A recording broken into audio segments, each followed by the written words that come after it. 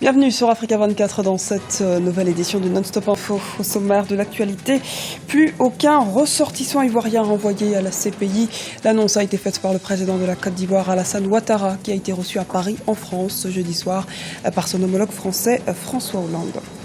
Ama Amadou est toujours incarcéré au Niger. Le candidat du Modenfa, Lumana, tente toutefois de faire campagne.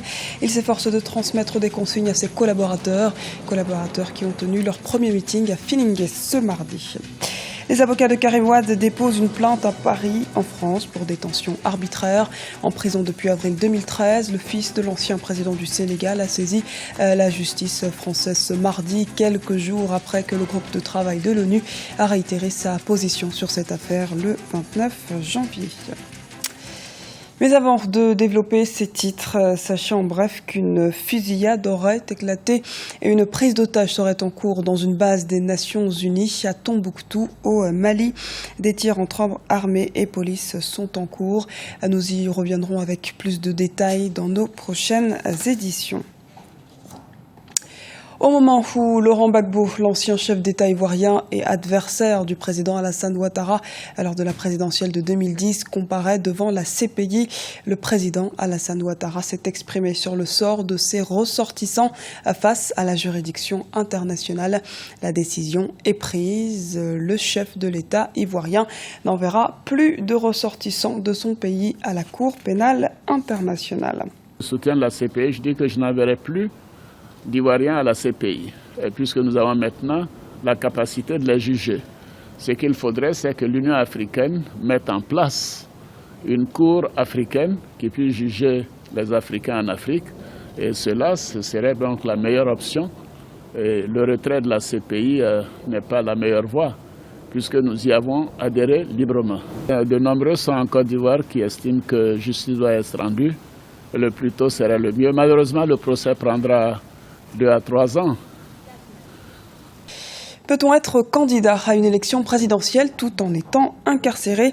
C'est la question à laquelle a répondu Ama Amadou au Niger. Et la réponse est oui. Ces militants sont sur le terrain à battre campagne. En détention depuis novembre 2015, l'ancien président de l'Assemblée nationale espère toujours empêcher le président sortant, Mahamadou Issoufou, d'obtenir un nouveau mandat. Les précisions dans ce reportage de Wendiam Valentin Compaoré, notre envoyé spécial au Niger. Ama Amadou, de la prison de Filingué à la présidence du Niger. C'est la conviction des militants du parti Modenfa Lumana, le mouvement démocratique nigérien pour une fédération africaine qui soutient sa candidature. Détenu en prison depuis son retour au pays en novembre 2015 pour un trafic présumé de bébés, il incarne selon ses militants le vrai changement. Et en son absence, c'est le président par intérim Noma Oumarou qui porte sa voix. Ce défi est à notre portée, chères militantes et militants. Pour ce faire, il suffira à chacun de nous de récupérer sa carte d'électeur et de faire le 21 février le bon choix. Le choix qui rassure, le choix utile pour le Niger et son peuple en votant et en faisant voter massivement notre candidat, son Excellence Ama Amadou. Farouche opposant du président sortant Issoufou Mahamadou, candidat qu'il avait pourtant soutenu au second tour de la présidentielle de 2011, il est soutenu par d'autres formations politiques, telles le Parti nigérien pour le renforcement de la démocratie, le PNRD Al-Fidjir pour qui sa victoire est assurée.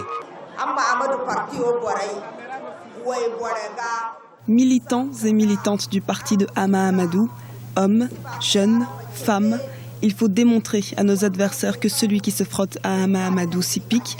Les arrestations et autres intimidations ne nous feront pas reculer. Arrivé 3e lors des élections présidentielles en 2011, le programme de gouvernance de Ama Amadou, qui brigue pour la 2e fois la magistrature suprême du Niger, se résume en un Niger émergent pour une Afrique unie. Sa candidature a été validée par la Cour constitutionnelle le 9 janvier 2016. De la prison à la présidence. De la prison à la présidence. Au Sénégal, les avocats de Karim Wade tentent de lancer une nouvelle offensive. Ils viennent mardi de déposer une plainte en France devant le tribunal de grande instance de Paris pour détention arbitraire. En août 2015, la Cour suprême du Sénégal a confirmé la sentence prononcée en mars à l'encontre de Karim Wade à 6 ans de prison pour enrichissement illicite. On fait le point dans ce sujet de la rédaction. C'est pour faire respecter ses droits, dont il est privé par le pouvoir politique sénégalais, que les avocats de Karim Wade, ancien ministre d'État de la coopération et des transports, sollicitent l'implication de la justice française. Le 29 janvier dernier, un groupe de travail des Nations Unies a publié un nouvel avis confirmant sa décision de 2015, qualifiant d'arbitraire la détention préventive dont avait fait l'objet Karim Wade avant son procès. Ce groupe de travail demandait au Sénégal de prendre les mesures nécessaires afin de remédier à la situation et la rendre conforme aux normes internationales des droits de l'homme. C'est le deuxième avis qui est sorti, bien sûr qui renforce le premier. Une fois maintenant qu'il ne se conforme pas, le groupe de travail va transférer les résultats de ses travaux au niveau du Conseil des droits de l'homme qui va statuer. Et si le Conseil des droits de l'homme statue, ça veut dire que le dossier va atterrir à l'Assemblée générale des Nations unies qui, cette fois-ci, va rendre une décision contraignante.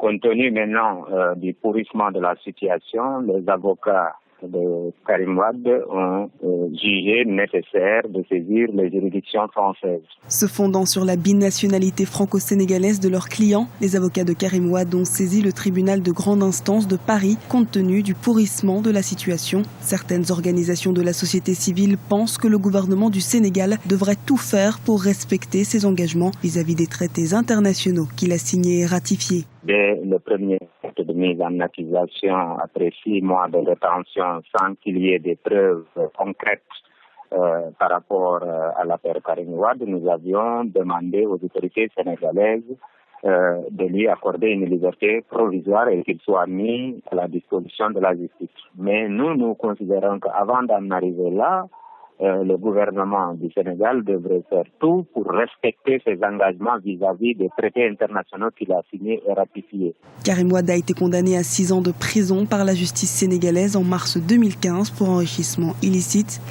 Il devra également s'acquitter d'une amende de 210 millions d'euros à la Cour des répressions de l'enrichissement illicite.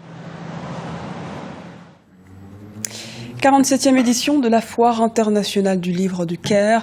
En Égypte, le livre est ainsi célébré depuis le 27 janvier 2016. Ce salon rassemble chaque année plus de 3000 participants et environ 3 millions de visiteurs. C'est d'ailleurs l'un des plus importants rendez-vous littéraires dans le monde, comme nous l'explique Viviane Baoken.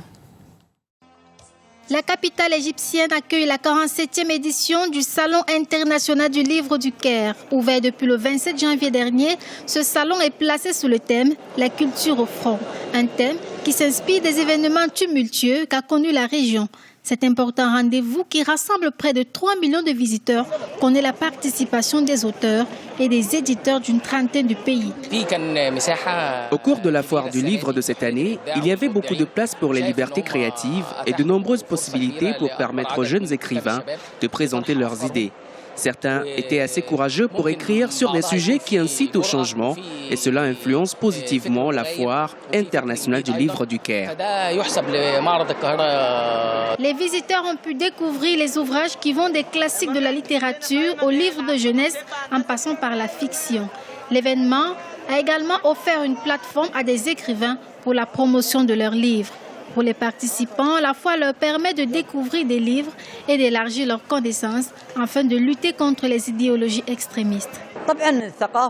La culture et la connaissance sont des outils importants pour le développement de l'intellect humain. Lorsque nous développons une personne, nous développons une société, un pays. Nous ouvrons de nouveaux horizons par la culture. Nous pouvons modeler l'esprit et l'existence des jeunes. Ces expositions culturelles sont cruciales pour le monde arabe en raison des conflits auxquels nous sommes confrontés et il faut que nous soyons patients afin de surmonter cette période sombre. Organisée depuis 1969 à l'occasion de la célébration du millénaire de la ville du Caire, l'objectif de la Foire internationale du livre est d'ouvrir des nouveaux marchés aux éditeurs égyptiens pour leur permettre de vendre des ouvrages artistiques et littéraires au public. Le Mali élimine la Côte d'Ivoire et s'offre la finale du CHAN 2016. Les hommes de Djibril Dramé seront les adversaires de la République démocratique du Congo lors de la finale du CHAN 2016 qui aura lieu dimanche 7 février à Kigali au Rwanda. Les Aigles ont battu la Côte d'Ivoire 1-0. Les éléphants avaient pourtant pris l'ascendant en début de rencontre. Analyse de notre éditorialiste Mahamat Traoré. La défaite de la Côte d'Ivoire, ça s'explique par déjà l'endurance du Mali, il faut le dire, on ne peut pas occulter cela, parce que la Côte d'Ivoire a réussi une bonne entame de match. Et on le voit bien, ils ont eu à imposer leur rythme au Mali en début du match. Mais malheureusement, ils n'ont pas pu transverser cette défense malienne, que moi je trouve excellente, parce qu'elle est très solide et c'est une équipe très regroupée. Et ça a été le péché de la Côte d'Ivoire de ne pas, dans ces moments forts, de pouvoir au moins marquer un but et de compliquer la tâche au Mali. C'était le journal de la rédaction. Merci de nous avoir suivis. Retrouvez dans un instant une nouvelle édition de l'actualité sur Africa 24.